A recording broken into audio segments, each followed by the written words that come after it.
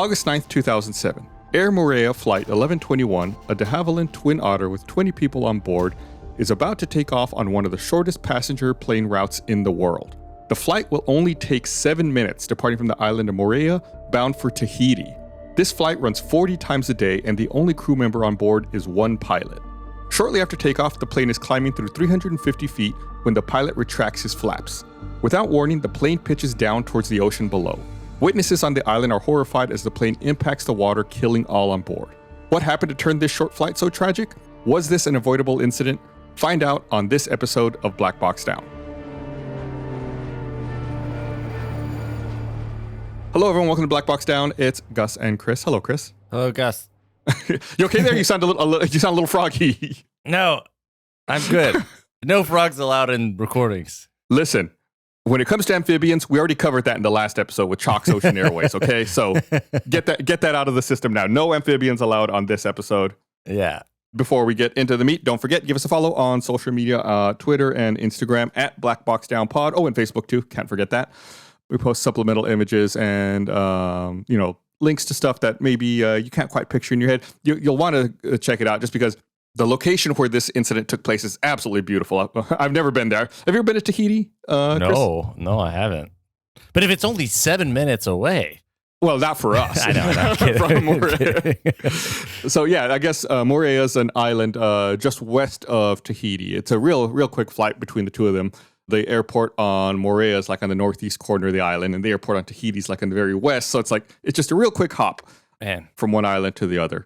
It's crazy to me that they ran this route 40 times a day. That is a lot. That is so much. I guess with a 7-minute flight, you can do that. Just turn it around real quick. Yeah. But yeah, I guess, so to dig into it, this plane, this de Havilland otter or twin otter, it's a smaller plane. There were only 20 people on board. It was the pilot and 19 passengers. It's like a twin propeller plane, but it's really small. It's even smaller than like most commuter planes that you think of. So not like the big passenger like transoceanic planes that you think of often. So it's pretty small. What's the max capacity of it? I think it was at max capacity. I think it was full. So yeah, that was it. 20 people. Well, they could have had another pilot, I guess. So the pilot himself was a 53-year-old man named Michel Santorin, who had about 3,515 hours of flight time. And this particular twin otter was about 28 years old. These planes are considered, they're considered like pretty sturdy workhorses. They're well known. Not a ton of them made, but they're like SUVs. You're gonna just toss a bunch of people in the back and go somewhere. Okay. Considered pretty reliable planes. So because this route is only 7 minutes long, 7 minutes of flying time, they only cruise at about 600 feet typically. So whoa, a very low flight. Yeah. Whoa. I wanted to ask that earlier, like how high up they go with that many. 600 feet? Well, you think about it, it's like they take off, then immediately have to be ready to land. 7 minutes is not very long. Yeah. So yeah, they only fly at about 600 feet over the ocean, and they're not worried about hitting any buildings or anything. They're going over the ocean. Mm-hmm. Yeah, it's relatively low, and like I said, they only got to about 350 feet of altitude, so they didn't even reach their cruising altitude, even despite the fact it was really low. And because this flight's so short, and it's not very strenuous. There's only one pilot on board. There's no flight attendants. It's a small plane and it's a short flight. There's really no need to put extra people in there. They don't have time to get drinks served. No, there's no time for anything. It's go, go, go. I think typically they turn these planes around like every 30 minutes. It's taking off. Wow. It's like it's very, very quick turnaround. Like it's like the pilot who greets everyone, lets them on the plane, tells them, put your bags up top. We're going, go, get on the plane. Shut up. Yeah. You're not getting a drink. There's no bathroom. There's no in-flight entertainment. Look out the window. So startup for this flight began at about 11:53 a.m. local time, and it was clear to taxi about 4 minutes later. Flight 1121 lined up on runway 12 and was clear for takeoff at about noon. And a couple seconds before 12:01, the flaps were retracted, and about 9 seconds after that, the propeller speed was reduced.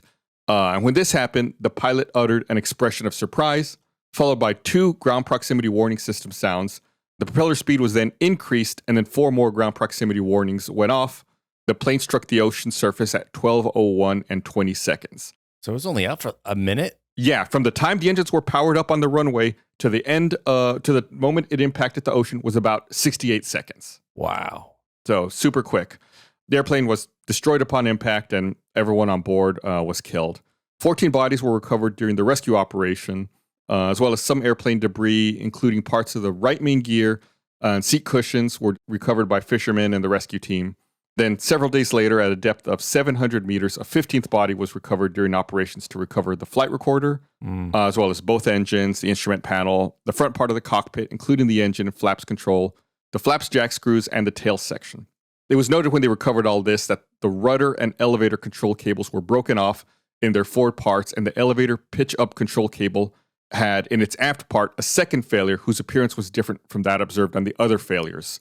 Then the remaining 5 bodies were not recovered. Okay. So the important thing here, I'm gonna repeat it and drill into it again, is, we've talked about this before about, when a pilot is, manipulating the controls, there's a few different ways that movement can be translated to the airplane control surfaces, whether it's the ailerons, the rudder, the elevator, in big planes, big commercial planes, they have hydraulic systems, the pilots move and they're not actually physically moving the control surface because the control surfaces are huge and they weigh a ton. The hydraulics do the work for them. In this case, this plane is smaller, so they have control cables. So when the pilot is moving, he's physically, pushing or pulling on the controls, which then pull on cables that manipulate the various control surfaces. And there are no it's all just manually pulling and pulling, pushing. Yes, there's probably hydraulics to retract the landing gear. Okay. So I'm not going to say there's no hydraulics. He's not Flintstoning. Yeah, correct. Oh, and there's probably also... So what I said was the rudder and elevator control cables were broken. So maybe the flaps might have hydraulics as well. So this is the part I want to drill into, actually. The rudder and elevator control cables were broken off in their forward parts. And in addition to that, the elevator control cable had a secondary failure in its aft part that was different than the other damage. So you would expect, in a crash that there's going to be damage, things are going to break. And that's why they look at all the cables like, yeah, these all kind of broke the same, except for the elevator control cable. That one broke a second time and it looks different than the other ones. Like the break in it? Yeah, the part where the cable snapped, essentially. You can think of it that way. Yeah. And these are like steel cables that are, wrapped up. It's not just like one piece of wire. Okay. It's like several pieces of steel wire that are braided together to make, a long cable to do this. Okay. And it broke in 2 places. Correct. The elevator control cable. Okay. Broke in 2 places. And the secondary failure was different than the other failures. So the investigation was carried out by the French Bureau of Inquiry and Analysis for Civil Aviation Safety, or the BEA. Of course, it's, not the NTSB because it's not in the United States. It's not an American manufactured plane. The United States has no jurisdiction on this. So investigators conducted interviews from 2 groups of people who witnessed the crash. The first group of people were on the airfield and the beach. And they described a normal takeoff and climb, short stabilization, and then a very pronounced descent. So they made it all the way up to 600 feet? No, they actually only got to about 350. But from the witness perspective, they saw a takeoff. It appeared things stabilized for a bit, and then it descended. And again, we've talked about this many times. Eyewitness accounts can be unreliable. Okay. So, of course, take anything an eyewitness says with a grain of salt. But if they're talking to several different people independently, then it gives a little more credence to it. And for something this close and this to take off and like physically close to them. So before I get a little further, maybe since you asked about it, maybe I'll explain a little bit about this short stabilization that's mentioned here. The runway is, it's pretty short on Moorea. And like we said the other day, I do have a pilot license, but obviously I have no idea how to fly a Twin Otter. It's a much more complex plane than what I'm used to flying. But it could be like when I'm flying like in a single engine plane, when you're doing what's called a short field takeoff. Well, normally in a small single engine plane, you don't take off with flaps. If your runway is short, you do what's called a short field takeoff, and you do give it 10 degrees of flaps. You wait until, it helps you get off the ground a little earlier because the runway's short. And then once you're stabilized in the air, you pull your flaps up. And I said, that's what the pilot did. He pulled his flaps up. That could be that stabilization they're talking about. He got high enough to where he could retract his flaps and begin preparing for the final little bit of climb. So if I had to guess, that's the short stabilization they're talking about. Okay. The flaps came up, the captain knows he's off the ground. He's entered that mindset of, okay, now we're just going to finish this climb and then we're going to begin descending. Okay.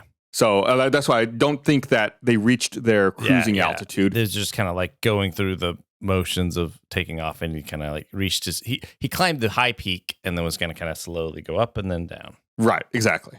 The witnesses also said that the engines were functioning up until the impact because they could hear them. That's how close they were. Most described a straight trajectory, but one person said that just before impact, the plane's pitch, attitude, and bank were at about 45 degrees. A luggage handler who was on the ramp described that the flight path deflected towards the left during its descent. The second group of witnesses was made up of fishermen who were a few hundred meters north of the impact. They saw the airplane on a slightly pronounced descending trajectory, and one of them indicated that the front landing gear was the first to touch the water. So that would imply that it came nose down and it wasn't like a belly flop into the water. So on August 16th, 3 flights were conducted to clarify and corroborate the witness reports. The flights were conducted with a Beechcraft that was about the same size as the Twin Otter. Some of the witnesses were placed where they were at the time of the accident, and the meteorology conditions were very close to the conditions on the day of the accident. The flights consisted of a takeoff from Moorea Airport with a climb to 300 feet for 2 of the flights and 400 feet for the other with a similar climb rate than a descent. So they're basically like trying to recreate it for the witnesses to say like which of these did it look like? Yeah, okay. Yeah. I don't know if we've talked about them doing this before, like recreating it. Like Right. Well, in this case, they have a lot of eyewitnesses who saw it, and they don't know exactly what altitude the plane was at. So, they put the witnesses back out, and they're like, where was it? Which of these flights did it look like? Yeah. That's cool, though. Yeah, because most people, like, they're looking at the air. They're like, I don't know. How, like, if you saw a plane flying overhead, are you going to know how high that is? You're like, I don't know. It was in the air. Especially, when you see different type sizes of planes and especially over the ocean where there's no building to compare it to. It's like, oh, yeah, I have no idea. On the last flight that they did, the airplane climbed to 300 feet and was put into a descent with a 9% slope and a slight left turn. This trajectory's culmination point coincided with the point of impact, and the witnesses considered that this trajectory was the closest to the one they saw on the day of the accident. So, okay, they're like, okay, we have an idea what's going on. Yeah. And how close to when they're falling, like for these recreations, like how close do they get? That's a good question. I don't know how far they went down. I mean, if I had to guess, they probably got within 100 feet of the water. Just I assume they don't get any closer than that, just to be safe. Oh. But yeah, they probably wouldn't want to get any closer than that. But I don't know for certain. Okay. So if you remember, what I said at the beginning was that this incident took place on August 9th, 2007. Recovery of the wreckage took place from August 25th to September 3rd. They had to wait a few weeks for a ship with a remote operated vehicle to arrive because they didn't have that out there in Moorea or Tahiti. And when they finally did recover the wreckage and the pieces were examined, investigators found that the rudder and elevator control cables were broken off. So, they take the cables and they, fly them to Paris for laboratory analysis. Again, Paris, because it's the BEA doing the investigation. Okay. The 2 elevator cables and 2 rudder control cables broke off in a zone situated in the forward part of the airplane. The pitch up control cable showed a second failure in the aft part of the airplane with a different appearance to the other failures. And on top of that, an 8.8 meter long piece of this cable was missing. So, again, just to reinforce like what I said earlier, the cables broke in a similar way. However, this elevator control cable had a secondary break that was different, and a rather large piece of it was missing. I mean, 8.8 meters, that's like almost 30 feet. Yeah. And I mean, that's it's not a big plane. Right. It's about 20, but just about 29 feet. But remember, it's not like they go, the cables go straight. They may zigzag around. But yeah, it's significant. So all the failures that occurred in the forward zone were identical. The strands had untwisted over several centimeters. They were typical of overload failures. No deposit, traces, or corrosion signs of wear were observed in the line with the failed areas. These elevator control cables were made of stainless steel. They were made up of 7 strands of 19 wires. Remember, like I said, it's not just one wire. It's like a bunch of different wires braided together. 6 outside strands were spiraled around a central strand with a pitch of about 23 millimeters. And each strand was made up of a core wire around which was applied a first layer of 6 wires and then a second layer of 12 wires. And the wires all had the same diameter. If you ever like go on a bridge, or I'm trying to think like where you would see cables like this. If you ever, see, I'm sure you've seen braided metal, cables somewhere. I think of bridges is where my mind goes to for some reason. Yeah. I mean, I got it pictured in my head. Yeah. Just like a bunch of cables. Yeah. The cable's outside diameter was 1/8 of an inch. The 2 cables showed several signs of wear in the zones of contact with the rear quadrant, the rear partition passage, and the cable guides attached to a vertical strut. The formation of flat spots was observed on the section of cables in contact with these elements and the presence of failed wires. So if they see flat spots, like I said, that they observe flat spots, that just means like it's getting worn down. These wires are rounded. Okay. If it's, flat, it's like something's been rubbing up against it and, flattened out a portion of it. And we'll get into that more here in a little bit. In flight, the loads on the cable are at their greatest when it's necessary to counter the pitch moment induced by the retraction of the flaps. And all that means is the most force on those cables is going to be like when the flaps come up, like I said, the plane's going to want to pitch a bit. So then, you need to counter that with the control column. So that's when the cable's going to give the most, have the most stress on it because you're directly going against the direction the plane wants to go in. Mm-hmm.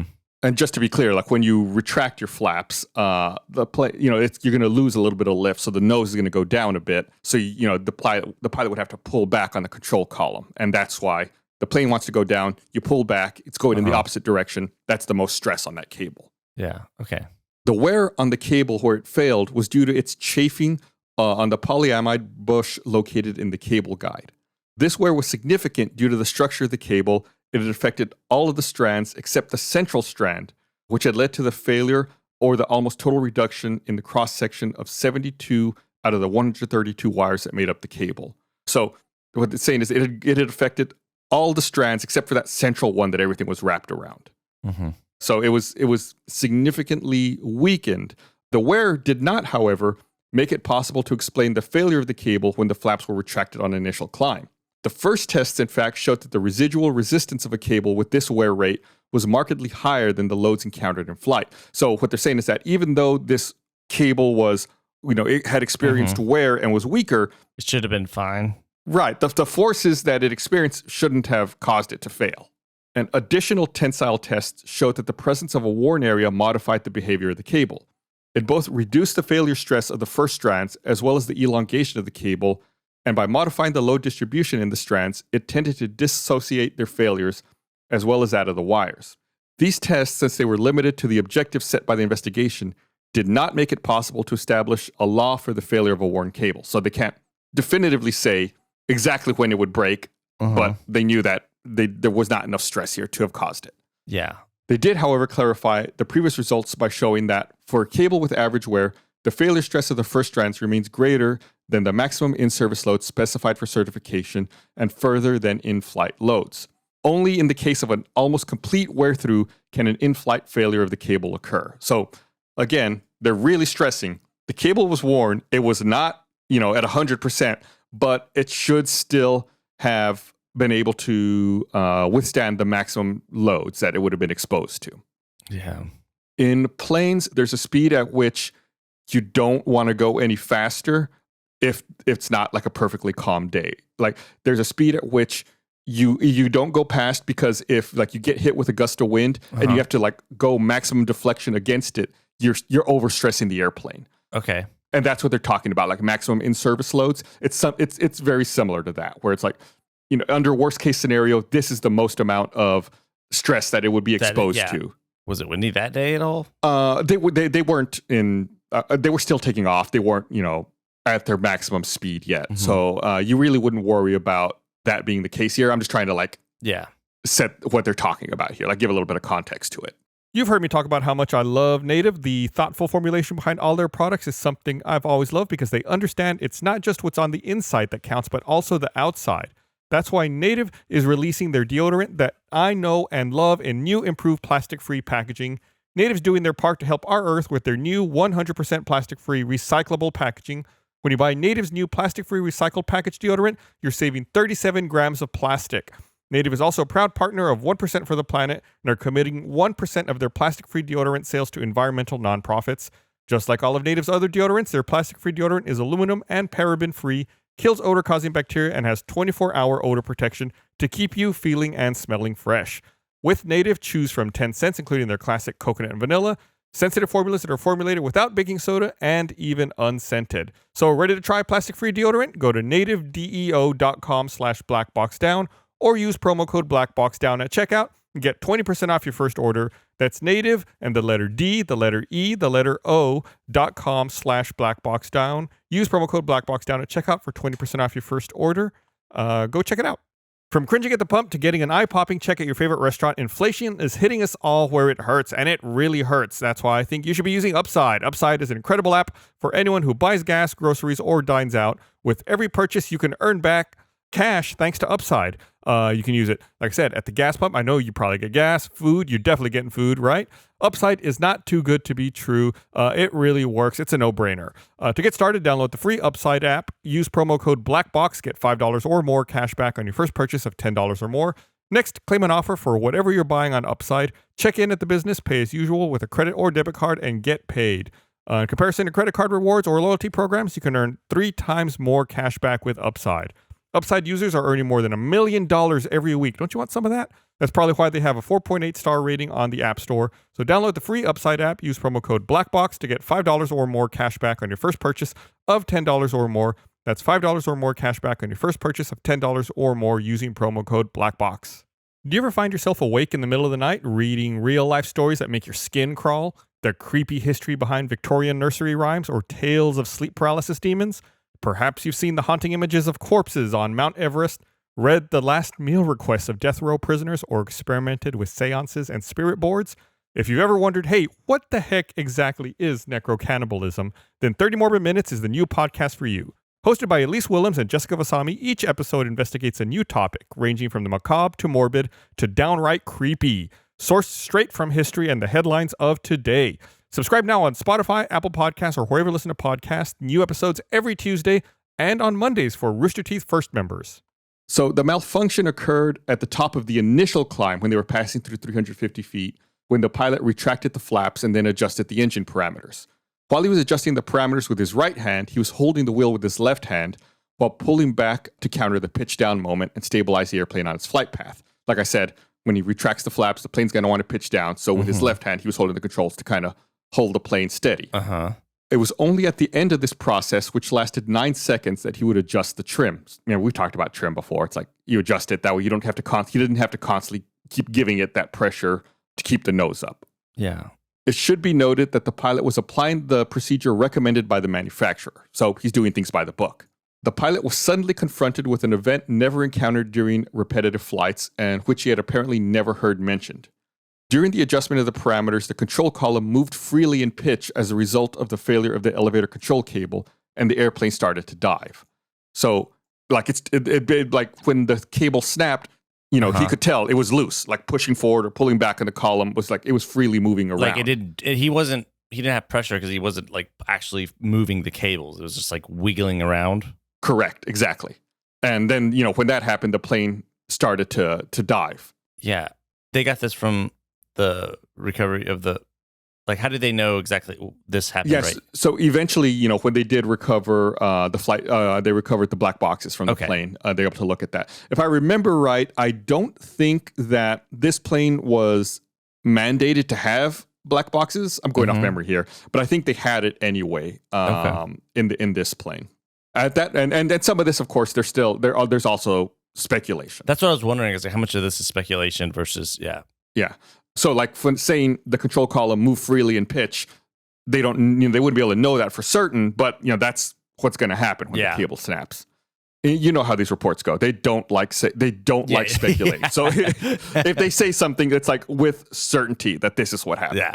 At that moment, his right hand was certainly still on the engine. See, and even that phrasing from the report. At that moment, his right hand was certainly still. They can't say it was definitely, but that's where it should have been, right? Yeah. So his right hand was certainly still on the engine controls located on the overhead panel. The flight test showed that during flap retraction, when pitch control is free, the airplane dives with a high pitch angle. At this height in flight, the only immediate action on the trim located in the center pedestal would make it possible to recover the airplane. since, he's not able to pitch the plane with his control column, the only way he could potentially adjust the pitch of the plane would be to adjust the trim, which is in the center column. Or like we've talked about before, he could have increased power, because then you generate more lift and the plane starts to rise. But they're so low, he might not have had enough time for that to increase their lift before hitting the water. So when they tested it, they showed that from level flight, it takes about 3 seconds for a pilot trained for and prepared for the exercise to recover the airplane. Ooh. So if instantly, when it snapped, when the control cable snapped, if he had instantly started trimming the plane, in 3 seconds, he could have recovered it. But they're so low, he didn't have enough time. Like, he had to think, he didn't know what was happening, didn't know how to troubleshoot, and there's not enough time. Yeah, if you were prepping for it, like, all right, it's about to snap, and yeah, there it snapped, go. Then you have 3 seconds to do it. You can recover it. Yeah, but he was like, wait, what the heck is going? Like, it's wiggling. So how long was it from the dive to the hit? Like in seconds? So it was 11 seconds. 11 seconds. Okay. Yeah. The high dynamic nature of the events following the failure really have to be emphasized here. Like I said, it was only 11 seconds between, when he gave his exclamation of surprise and that impact. So it was no time at all. It left really no time for the pilot to analyze the situation and apply a solution that he had to try to make up because he'd never trained for this. This was an unexpected thing. Yeah. In addition, the stress associated with the airplane's attitude and the difficulty in estimating his height in the conditions on the day in relation to the surface of the water certainly affected his powers of analysis. The pilot was not trained or prepared for either during his training or during type rating, as indeed most pilots are not, to react to the loss of pitch control. Only a reflex action could thus have allowed him to recover the airplane before impact. So only if as a reflex he had started trimming immediately, he could have prevented the crash. But man, that's a tall order. Yeah. I mean, you're doing this flight over and over, and all of a sudden something like that happens. It's like you have no reflexes for that. Right. Yeah. I mean, the first thought is to try to figure out what's wrong or what's troubleshoot it. And that you've already wasted too much. Well, not wasted. Yeah. You've already spent too much time, more time than you have. Yeah. The airplane was used by 4 other operators before Air Moorea had it. And now we're going to really drill into something here that I kind of alluded to earlier. So Air Moorea was not aware of the specific characteristics of the stainless steel cables that were in this plane, nor had they been informed of the installation of stainless steel cables. There was only one mention in a dossier, and this mention was not done in a way to draw particular attention to the cables. Because normally, another option for these planes is to have carbon steel cables. And carbon steel and stainless steel cables can be used interchangeably. And so the maintenance crew was led to believe that this plane had the same carbon steel cables that the other planes in their fleet had. What's the difference between carbon and stainless? That's an excellent question. I want to get to that here in just a second. I bet you've never thought about the kinds of metal that can be used for these kinds of things. It's all very important. So I will explain that here in just a second. The standard checks on the airplane had been performed in accordance with the registered and approved program. No doubt can be cast on the quality of these checks, the maintenance organization, having been subject to an oversight inspection on March 2007 that had not led to any significant comments. It should be noted that follow-up on documentation was not carried out as strictly as could be expected. This does not, however, imply that maintenance operations themselves were not carried out seriously and competently. On the other hand, the special cable inspections linked to use in sailing conditions do not appear to have been deliberately ignored, but rather fallen into disuse on the Air Moorea fleet well before the arrival of this airplane. Okay, so stainless steel or carbon steel cables. First of all, just to set it, this particular plane in this incident had a stainless steel cable, or cables. The other planes that they had, the similar Twin Otters that they had carbon steel cables. Mm-hmm. Stainless steel cables resist salt corrosion better. Remember, they're on an island surrounded by an ocean. So that would be good. They have stainless steel. Right, because they have like a chrome content in them. It protects them better from salt corrosion. However, stainless steel cables are more subject to getting damaged by wear and by rubbing because they have nickel in them. Mm-hmm. Okay. So carbon fiber cables are a little weaker to salt, but they withstand being worn down better. And remember what I said earlier, these stainless steel cables had flat portions on them and had been worn down a bit. So carbon steel cables would have probably better resisted this rubbing, but been weaker to salt, but that's what they were used to because all their other planes had carbon steel cables. Oh, yeah. So they didn't even think to, I guess, check. Right. Then there's no extra checking for wear damage on this cable because all their other planes have carbon steel. And when they got this plane, like I said, there was like one mention in the documentation that had stainless steel cables, but it wasn't like a call to attention or anything. It's like in a giant stack of papers, it's just like one mention that, hey, by the way, this plane has stainless steel cables. So anyway, going back to the maintenance program at Air Moorea, there were a couple of things that the report called out when it came to the maintenance schedule at Air Moorea. So, their special checks for the cables did not coincide with scheduled checks. So I guess they had scheduled checks at 125 hours, and they would do special checks on the cable at 400 hours. And they just comment that, like, those 400 is not a multiple of 125. Like, then your maintenance schedule isn't lined up appropriately. They could have done it at 375 during another check. That way, it's just more efficient and more thorough. The structure of the maintenance manual does not facilitate these checks. Again, they weren't expecting it. And finally, the maintenance organization had never noticed any deterioration either through corrosion or wear during the annual replacement of the carbon steel cables that it was used to. Again, they were used to the carbon steel cables. They'd never noticed any of that before. Was not an issue for them. And so, they have maintenance for these cables, but it's for the carbon ones. Right. Or that's what they're used to. They would have eventually gotten to the stainless steel, right? Possibly. They had this airplane for a little while. They might not have even noticed that it was a different material. Oh, actually, no, you're right, because they wouldn't have, because they would have probably replaced it with carbon steel if they had performed a replacement on it. No, you're right. So, and the report says it's difficult to say whether the mandatory checks would have made it possible to detect wear on the cable.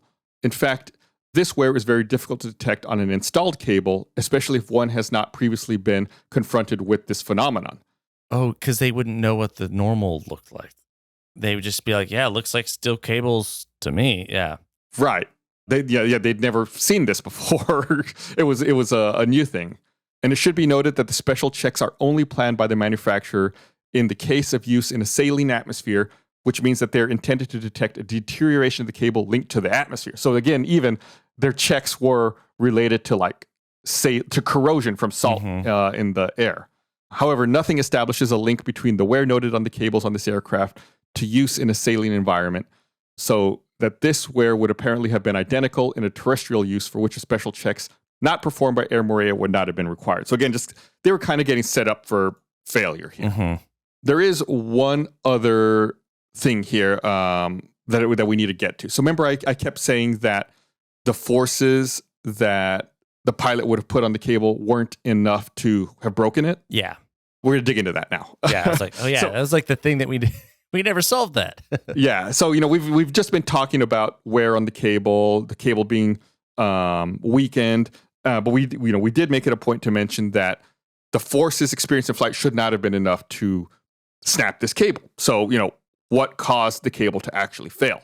The investigation spends some time emphasizing the importance of the phenomenon of jet blast for safety. So, I'm trying to think of how to frame this. There can be damage caused by jet blast on an airplane that, for the most part, is undetectable during pre-flight inspection. So, what could have happened here, and they're very strong. They can't say, again, remember, these reports do not like speculating, but there's a very strong case for this. What they think happened was that when these airplanes, specifically when this Twin Otter was parked at the Tahiti airport, not Moorea, but their other airport in Tahiti, when it was parked at Tahiti, that other bigger planes that were flying to Tahiti, specifically like an Airbus A340, which we've talked about before, were pushing like air onto it while it was parked next to it? Exactly. So this Twin Otter was parked, a big A340 comes by, turns around, and the jet blast shooting out from the back of it is hitting this Twin Otter while it's parked, putting stress on those elevators, forcing them down.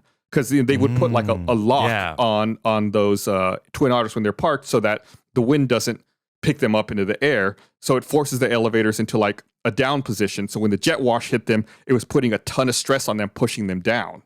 And that had happened the day before. And then this flight happened, and then the cable snapped. I never would have thought of that.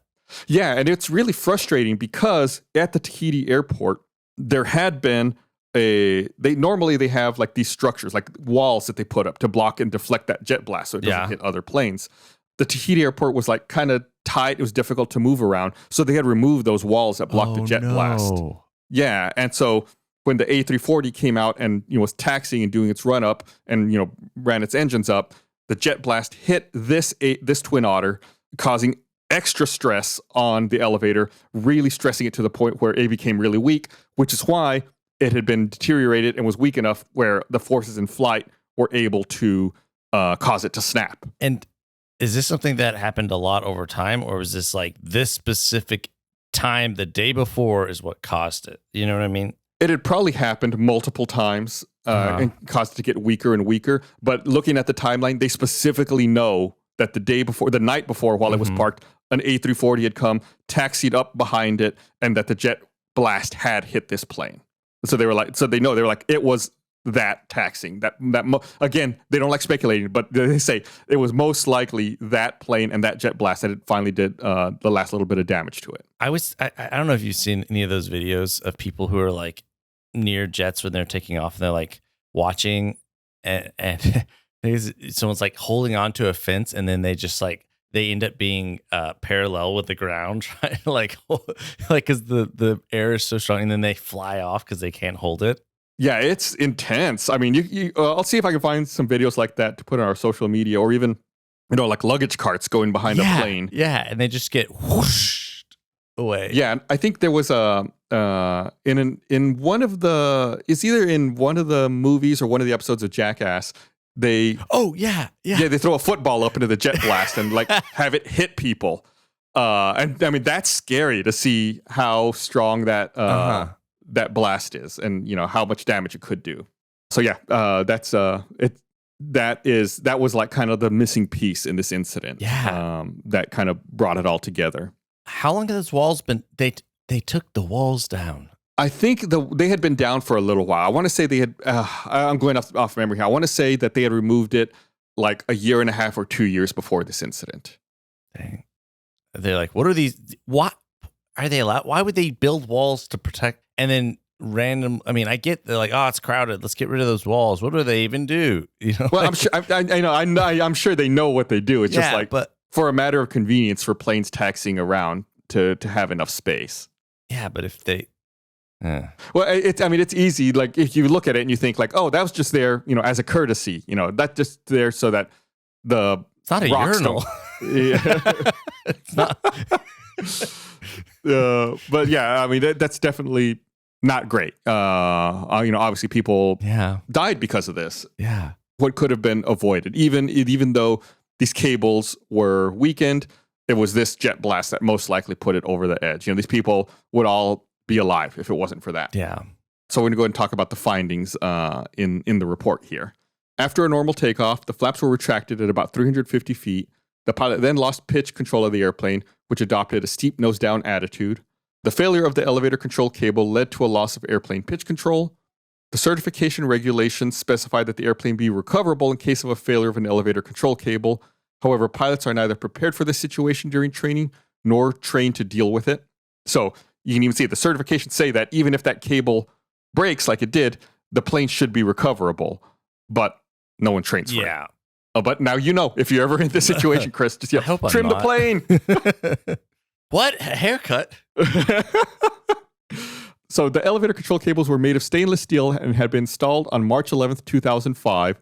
They had been removed, checked, and reinstalled in October 2006 before delivery of the airplane to Air Moorea. So like you had talked about, it was still within that time frame, within that year. Mm-hmm. So it had been inspected by the previous operator, and not even a year had passed that Air Moorea had it. So it hadn't even hit their 12-month inspection point.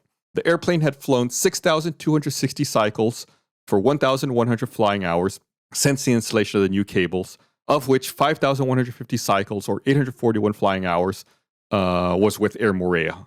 One of the failures of the elevator cable was in a wear area.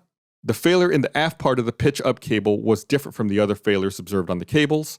The external wires of the 6 outer strands had failed due to wear in this area, which represented 72 of the 132 wires that made up this cable. Other worn areas were found on the elevator control cables. Several cables of this type were found with worn areas at other operators. Twin Otter cables can be made of carbon steel or stainless steel. These two types of cables are interchangeable on the airplane.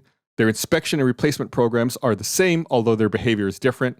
Carbon steel cables are more sensitive to corrosion, stainless steel to wear. Isn't that like a tough option? It's like, you're like, which one do you want? This one has this weakness and that one has that weakness.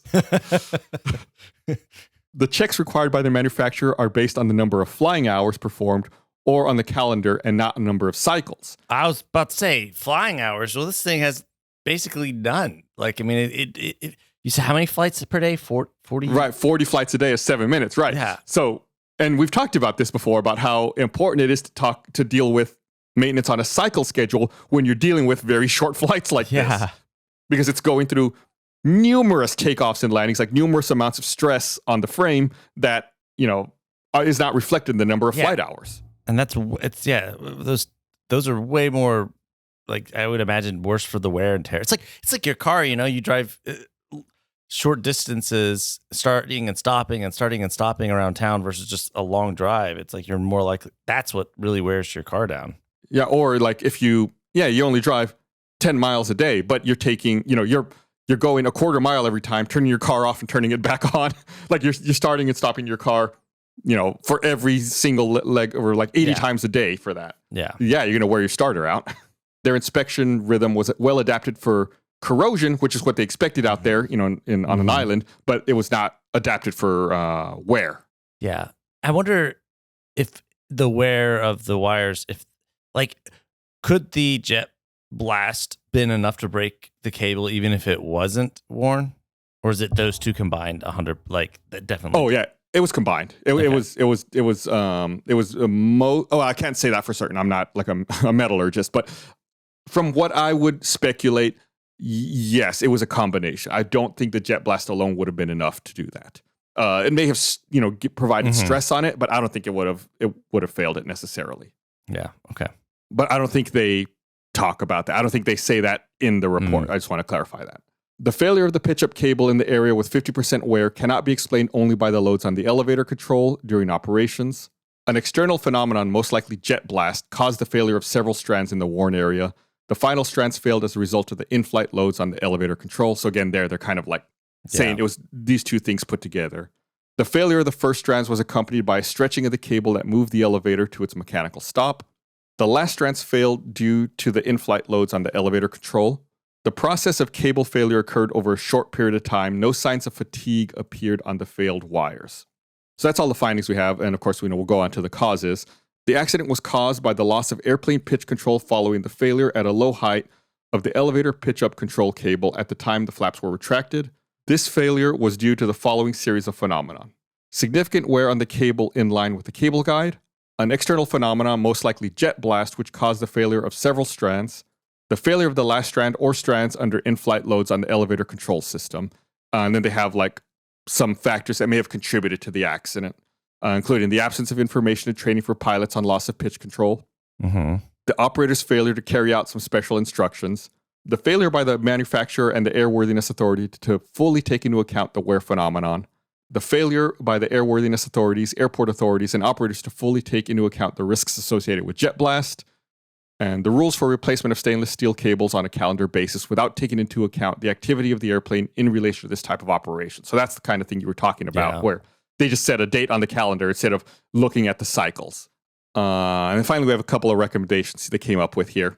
Require operators to perform an inspection as soon as possible on stainless steel elevator control cables installed on the Twin Otter airplanes, with particular attention being paid to chafing areas in contact with cable guides. So just kind of inspect every Twin Otter out there for any potential wear if they have stainless steel cables. Consider extending these inspections to carbon steel cables that may also be installed on the elevator control system of this airplane. Recommend that stainless steel control surface cables are forbidden on the Twin Otter, at least until improved knowledge on their behavior makes it possible to determine new regulatory requirements and to establish appropriate maintenance procedures. Forbidden. They recommend it. It doesn't mean it necessarily happened. This is the recommendation. That being said, I don't know if they actually got rid of them. Another option would be that they just inspect them more frequently to make sure that they're okay. But they might have outlawed them. I don't know for certain. recommend that a review be undertaken in the light of lessons learned in this investigation of the design and in-service experience of other aircraft on which stainless steel cables are used for the primary controls, so as to determine the measures that may prove useful to safety. So just, review, investigation, let's, study it. Modify in-flight training programs to obtain private pilot or commercial pilot license so they include awareness training for flying an airplane in case of a failure of one of the primary flight controls. Consider the appropriateness of taking jet blast into account in the process of aircraft certification. So all makes sense, all common sense now. But that's it for Air Moorea 1121. Did they rebuild the walls? I figured you were going to ask that. I could not find a definitive answer to this. I don't know if you noticed yesterday, Chris. I was spending a lot of time on Google Maps satellite view. Did you see me doing that at my desk? I didn't, because I was too focused on puppets. But I was trying to look at the satellite view of the Tahiti airport to see if that wall was back in place or not. I could not see it in the satellite view. That being said, I don't know when that satellite view was taken, and I don't know if I just couldn't see it, like if there wasn't enough resolution in the photos. I tried to find an answer for that question, Chris. I thought you might ask that. I could not definitively find an answer to that, so I don't know. Oh, well, thank you for trying. I didn't bring it up because I didn't definitively answer that question, but I was anticipating it. But yeah, that's it. Again, don't forget to give us a follow on social media at Black Box Down Pod, Facebook, Instagram, Twitter. If you like the podcast and you'd like to get it early as well as ad-free, go to blackboxdownpod.com. You can directly support us. You can also do it in Apple Podcasts or Spotify. I think you can do it direct in app there. We also have some bonus content for people who do choose to help support us in that way. Yeah, we're going to be making some more here soon too. And if you have any questions or feedback, you can contact us on social media or email us over at blackboxdownpod@gmail.com. We actually took some of those questions we were asked and answered some of them in one of our bonus supplemental episodes. Or premium members. First class. I don't know. First class.